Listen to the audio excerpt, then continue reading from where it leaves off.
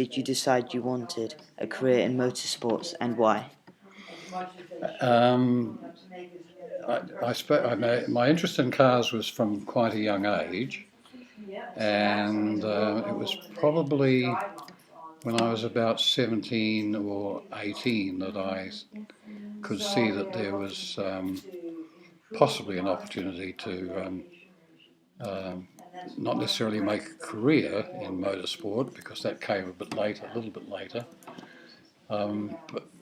But Bruce McLaren was my great friend at the time. We were both growing up together, and motorsport was our real passion. And although we were both training to be other things, I was doing business management and he was doing engineering with a view to the future.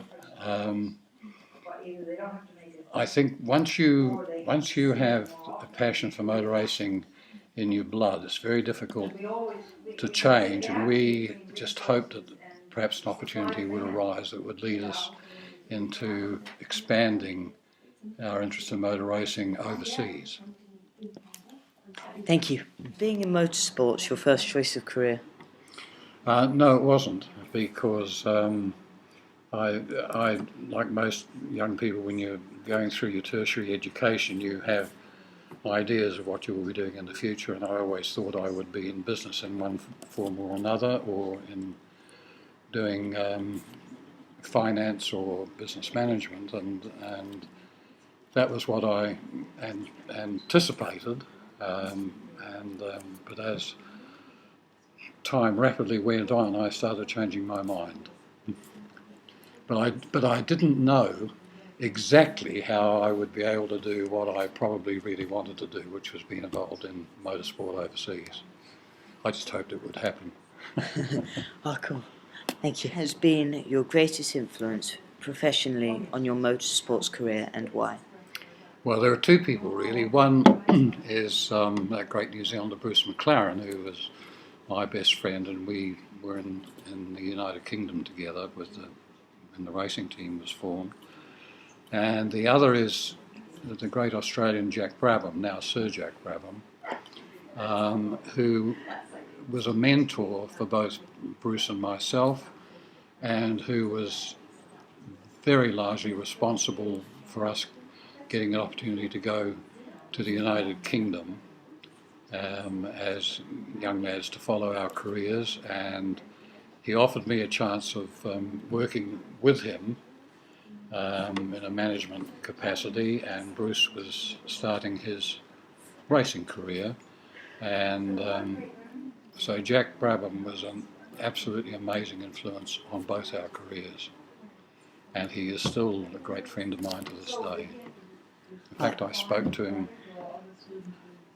when did I speak to him? Just about 3 or 4 days ago. Oh, cool. He lives in Queensland. Oh, sweet. Oh, thank you. Yeah. How important have your friends and family been in terms of realising your dreams? Very, very important, really. I think no matter what profession or trade or type of work that you want to do as part of your career, you really need family support, number one, and of course if you've got your friends that you're either working with or who are working in a similar capacity so that you can exchange ideas, that's very important. But my family, my mother and father, were very supportive. They never indicated that I shouldn't go motor racing, and of course I had very good friends with Bruce McLaren's family as well, because his mother and father were both totally supportive. So between our two families we had an enormous amount of support, and then once we were overseas we were dependent on friends, and we were lucky to have a number of those. I think you really need that fallback position, you need that support in order to eventually succeed. You cannot do anything on your own totally in this lifetime. That's really interesting. Thank you. What 3 attributes do you think you require in order to succeed in the competitive world of motorsports? Well, one, of course, is having a passion for whatever you want to do. You've got to enjoy doing it. In fact, in many cases, you've got to really love doing it. And because once you've determined what it is that you really want to do, that gives you a positive view of what you may want to achieve in the future, or gives you a path towards achieving that. The second thing is determination to succeed, and deciding that once you've taken that path and you've followed different paths, opened different doors, that you're always going to pursue that dream and try and achieve the success that you have in your mind. And the third is never giving up. You're always going to have setbacks along the way from which you learn, but you must never give up in terms of your belief or your wanting to achieve. And as long as you retain those three characteristics, and you have a little bit of luck along the way, then I think we can all achieve pretty much what we want to if we set our minds to it. Yeah, definitely. Thank you. Pretty much determining or trying to design their career path. The first thing is, as I've mentioned before, is being determined to pursue what you want to do, taking advantage of any and as much educational opportunities as you can, so that you follow your career with some strength and depth behind you. And the other is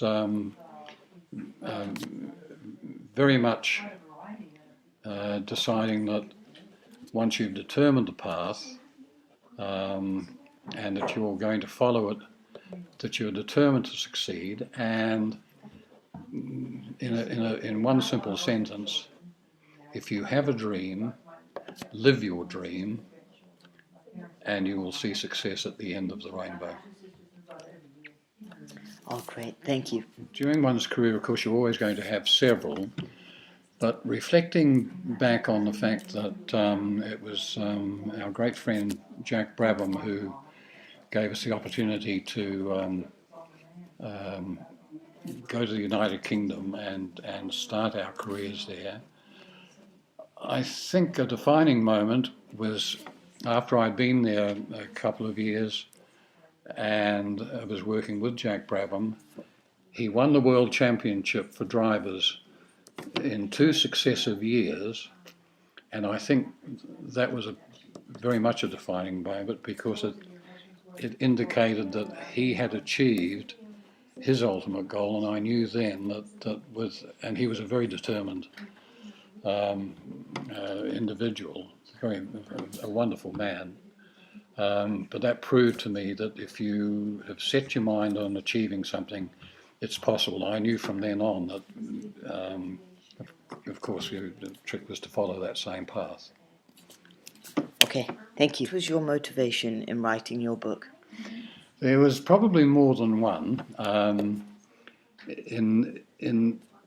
Primarily, I had a number of people, some journalist friends of mine and other friends, who had said to me for years, "Why don't you write a book about the time that you spent in motor racing?" And I thought about it and decided that no, that was probably going to be too difficult. But in the end, one in particular, Todd Nile, convinced me I should do it, and he was a huge help in taping a lot of material with me and helping me prepare everything for the book. And the point was that I was able to write a book very authoritatively from the inside, because I was in the teams that I was associated with.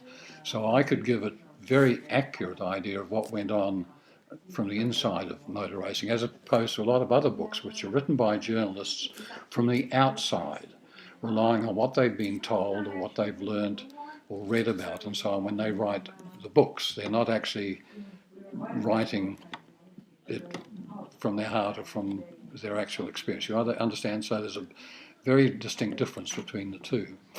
And the more I progressed with the book, I realised, well, this is a good opportunity to have my lifetime recorded for whatever purposes, but for families later on.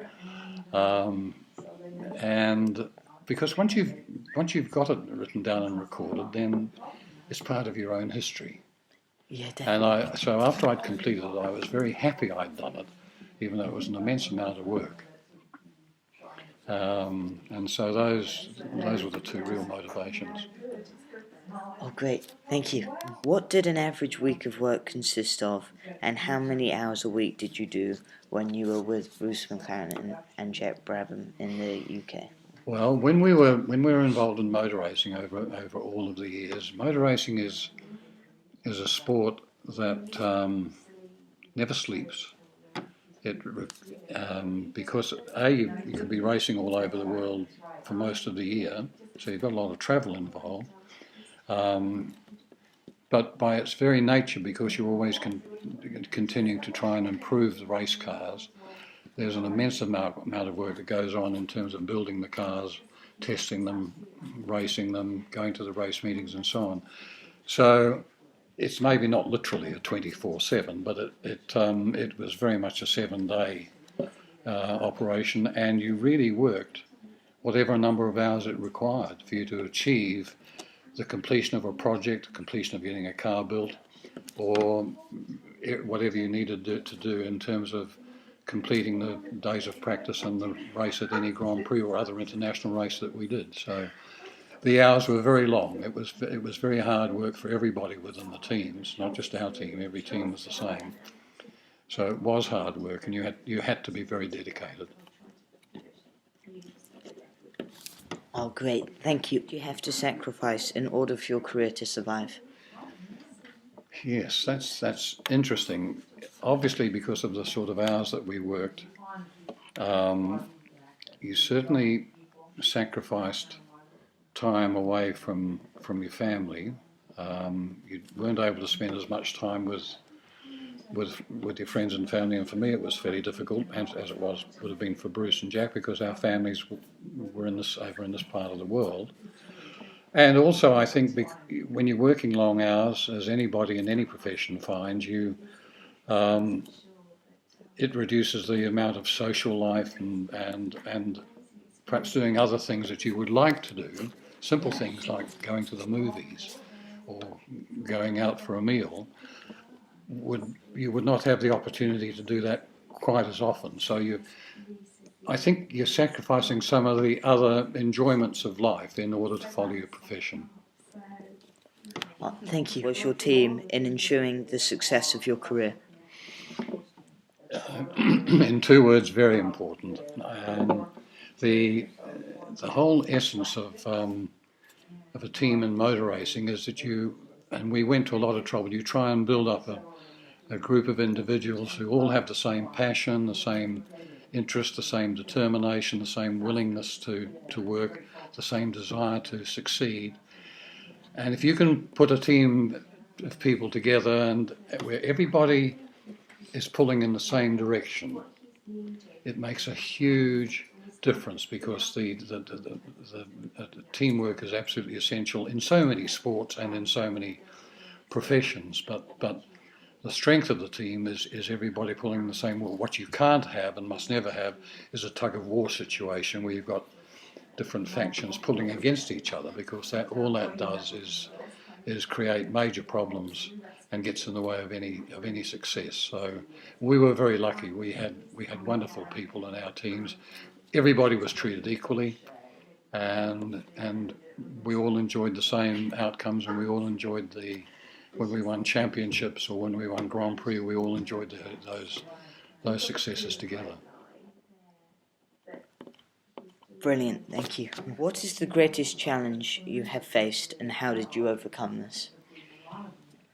I suppose in the sport of motor racing, we were faced with many challenges along the way, and they could be relatively small or relatively large. But I think, from my point of view, I think the most difficult challenge by far was when, as I mentioned earlier, Bruce McLaren, who was my great friend from when we were teenagers. When Bruce tragically was killed in an accident in testing our Can-Am car at Goodwood, that was a challenge that at the time I thought might be impossible to overcome, not only because I, along with everybody else, felt so devastated by the loss, but it had an enormous impact on the McLaren team. We were very lucky that we had Denny Holm driving for us at the time, and his courage came through, and he sort of became our lead driver. And the team responded unbelievably in terms of saying, we just pretended. We had a big photograph of Bruce up on the wall, and we just pretended that he was still there with us every day. And it made us more determined to succeed. And the one thing we had to do and wanted to do more than anything else was win the World Championship, which we did.